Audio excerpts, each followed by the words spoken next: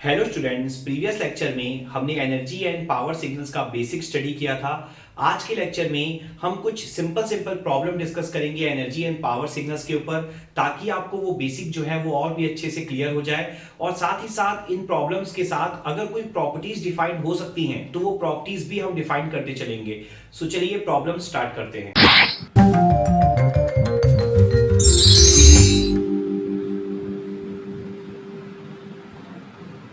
So first problem है हमारी, suppose करो अगर आपको xt दिया हुआ है a cos omega not t plus theta, तो यहां पर हमें अब इसका एनर्जी या पावर कैलकुलेट करना है।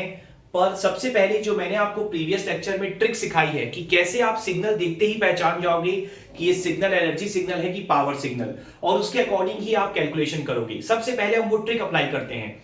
तो आप देखिए ये कॉस है, तो कॉस या साइन या कोई भी पीरियोडिक सिग्नल, इस पॉइंट को आप हमेशा ध्यान रखिएगा, उसके लिए आप t टेंड्स टू इंफिनिटी पर वैल्यू क्या होगी ये कभी भी बता नहीं सकते हैं। जैसे देखिए कोसाइन सिग्नल की अगर बात करें तो कोसाइन सिग्नल तो लगातार चलता चला जाएगा, तो t टेंड्स टू इंफिनिटी पर उसकी वैल्यू क्या होगी आप बता नहीं सकते ना। एनर्जी सिग्नल के लिए ये जरूरी है कि t टेंड्स टू इंफिनिटी पर आपको वैल्यू कितनी मिले, 0 मिले। यही ट्रिक मैंने आपको सिखाई है। तो यहां पर आप कभी भी t tends to plus infinity या माइनस इंफिनिटी पर वैल्यू क्या होगी ये नहीं डिटरमाइन कर सकते हो, लेकिन हां ये बात आप जरूर बता सकते हो कि कोसाइन सिग्नल के लिए वैल्यू जो है वो -1 से +1 के बीच में ही होगी। कॉस की मैक्सिमम वैल्यू क्या होती है, +1, और कॉस की मिनिमम वैल्यू क्या होती है, -1। तो ये आप जरूर बता सकते हो कि वैल्यू फाइनाइट होगी। ठीक है, तो जब वैल्यू फाइनाइट हो t tends to plus minus infinity पर, लेकिन 0 हो इस बात की गारंटी नहीं है, तो कौन सा सिग्नल होता है आपका, पावर सिग्नल। क्लियर है पॉइंट। तो यहां पर जनरली कोई भी पीरियोडिक सिग्नल्स अगर आपको दिखाई दें तो उनके आप पावर ही कैलकुलेट करोगे। क्लियर है पॉइंट। तो ये एक इंपॉर्टेंट प्रॉपर्टी भी हो गई कि generally periodic signals are power signal, और यहां पर हम इसका पावर भी कैलकुलेट करके देख लेते हैं। तो यहां पर अगर हम पावर कैलकुलेशन के लिए जाएं तो फॉर्मूला क्या था हमारा, limit t tends to infinity 1/2t minus t से plus t x square t, that means a square cos square omega not t plus theta into dt। ठीक है, आपको t के रेस्पेक्ट में यहां पर क्या परफॉर्म करना था, t के रेस्पेक्ट में आपको परफॉर्म करना था यहां पर इंटीग्रेशन। तो अब अगर आप यहां ध्यान से देखेंगे तो limit t tends to infinity 1/2t, आप देखिए a स्क्वायर जो है आपका कांस्टेंट है तो उसे आप आउटसाइड लिख लेंगे। इसके अलावा एक और इंपॉर्टेंट पॉइंट है कि cos स्क्वायर थीटा का फॉर्मूला, तो क्या हमें cos स्क्वायर थीटा का फॉर्मूला आता है, अगर आता है तो हम बड़े आराम से सॉल्व कर पाएंगे। अगर नहीं आता है, अगर हमें बेसिक्स नहीं पता है, तो हम यहीं पर स्टॉप कर जाएंगे और एग्जाम में आंसर नहीं बता पाएंगे। तो हमेशा एक बात ध्यान रखिए, जो मैं हर एक लेक्चर में बोलता हूं कि बेसिक फॉर्मूलेज आपको हमेशा पता होने चाहिए। तो cos स्क्वायर थीटा का फॉर्मूला आपका क्या होता है, 1 plus cos 2 theta, that means 2 omega not t plus 2 theta. ठीक है, सिंपली आप ऐसे समझ लीजिए cos स्क्वायर x का फॉर्मूला क्या होता है, तो 1 प्लस cos 2x, x क्या है आपका, ये पूरा है तो 2x कर देंगे आप, डिवाइडेड बाय क्या होता है 2। तो यहां पर ये आपका फॉर्मूला बन गया। अब इसके बाद अगर आप पावर की वैल्यू कैलकुलेट करने के लिए जाएंगे तो देखिए limit t tends to infinity a square upon 4t। ठीक है, 2 को भी मैंने बाहर ले लिया। अब अगर आप यहां पर इंटीग्रेशन परफॉर्म करने जाएंगे तो देखिए दोनों को आप अलग अलग कर सकते हैं। तो 1 का इंटीग्रेशन कितना हो जाएगा आपका, 1 का इंटीग्रेशन हो जाएगा आपका t, तो लिमिट क्या है, -t से +t। इसके अलावा देखिए आपको cos का इंटीग्रेशन भी करना है, तो -t से +t cos 2 omega not t plus 2 theta dt। यहां पर एक बात ध्यान रखिएगा, मैंने ऑलरेडी जो ये 2 है वो बाहर लिख लिया है। अब एक बात ध्यान से समझिएगा, देखिए अगर आप cos का इंटीग्रेशन करेंगे तो आपको पता है cos का इंटीग्रेशन क्या होगा, साइन होगा। ठीक है, और जब साइन इंटीग्रेशन होगा उसके बाद जब आप लिमिट पुट करेंगे t की, तो लिमिट कहां पुट होगी, लिमिट ये ब्रैकेट के अंदर पुट होगी। साइन के अंदर भी यही टर्म आएगा, तो लिमिट आपकी ब्रैकेट के अंदर पुट होगी। इसका मतलब इस टर्म का इंटीग्रेशन करने पर कभी भी कैपिटल T आपको बाहर नहीं मिलेगा। ये पॉइंट मैंने प्रीवियस लेक्चर में भी आपके साथ डिस्कस किया था। कैपिटल T बाहर नहीं मिलेगा मतलब कैपिटल T और कैपिटल T कैंसिल नहीं होगा। तो इस टर्म के लिए जब आप limit t tends to infinity put करेंगे तो a स्क्वायर अपॉन t होने के कारण ये पूरा टर्म क्या हो जाएगा आपका, जीरो हो जाएगा। तो एग्जाम में, स्पेशली ऑब्जेक्टिव एग्जाम में, ये स्टेप आपको बिल्कुल नहीं करना है जहां पर आपका कैपिटल टी कॉमन ना दिखाई दे पावर कैलकुलेशन के टाइम पे। लेकिन अभी मैं आपके लिए कर देता हूं। तो आप देखिए limit T tends to infinity A square upon 4t, फिर आप देखिए यहां पर क्या होगा, upper limit minus lower limit, तो कितना हो जाएगा 2t।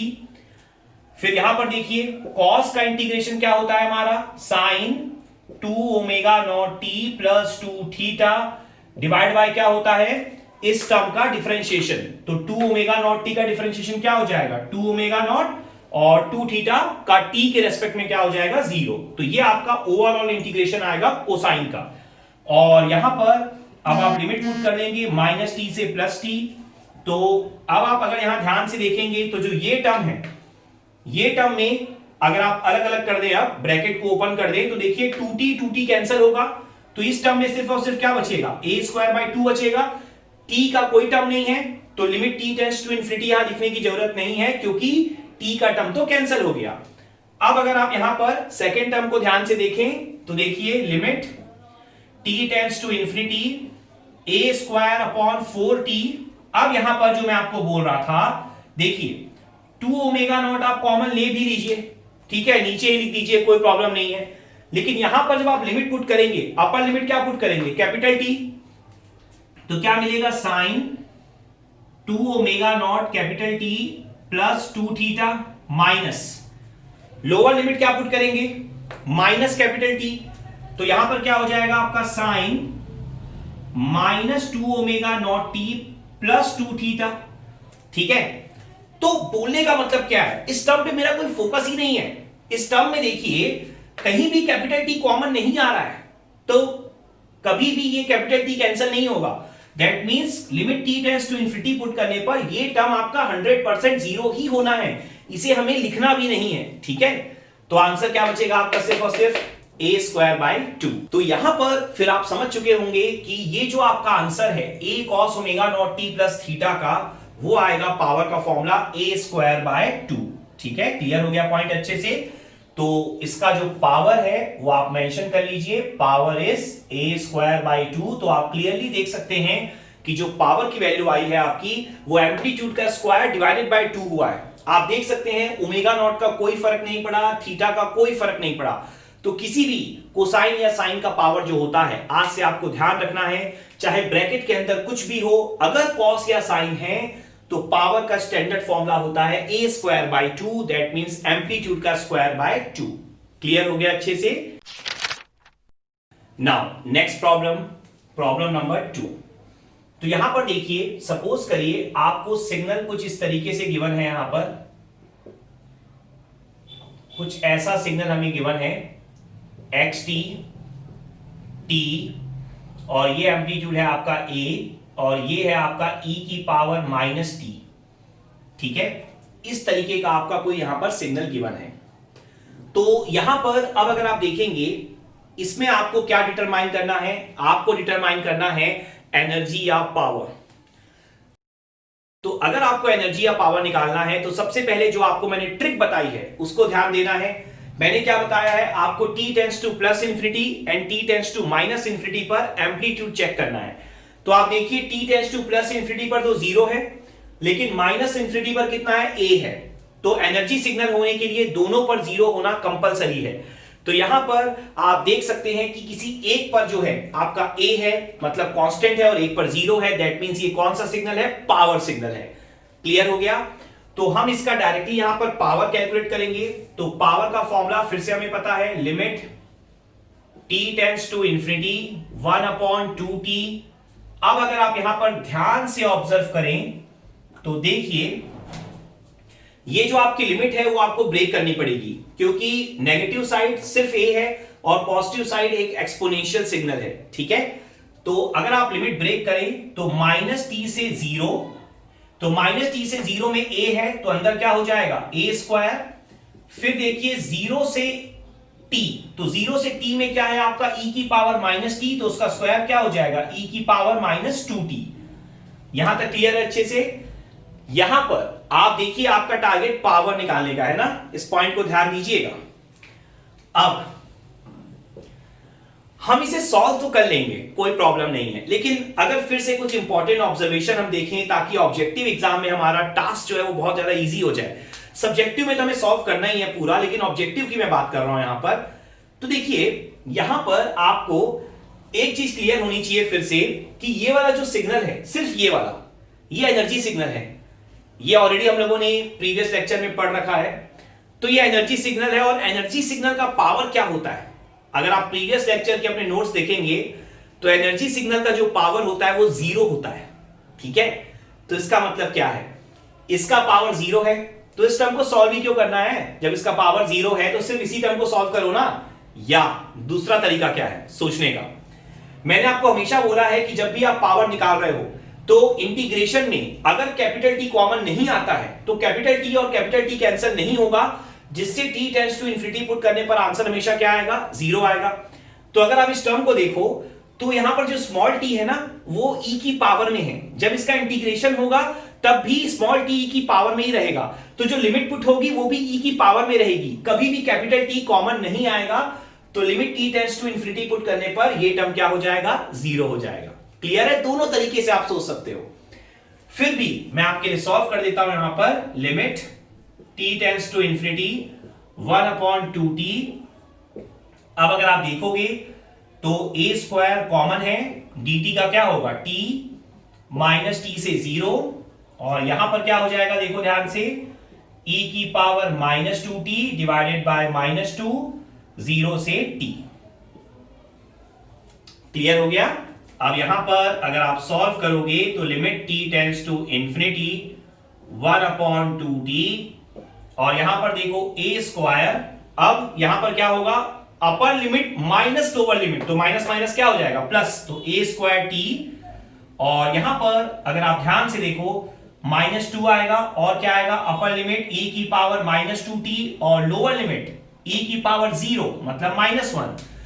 तो आप क्लियरली देख सकते हो कि इस वाले ब्रैकेट में तो आपको t दिखाई दे रहा है, लेकिन ये जो सेकंड वाला ब्रैकेट है, ठीक है ना, इसमें अब आपको कैपिटल T कहीं भी कॉमन दिखाई नहीं दे रहा, तो कैपिटल T कैंसिल नहीं हो पाएगा।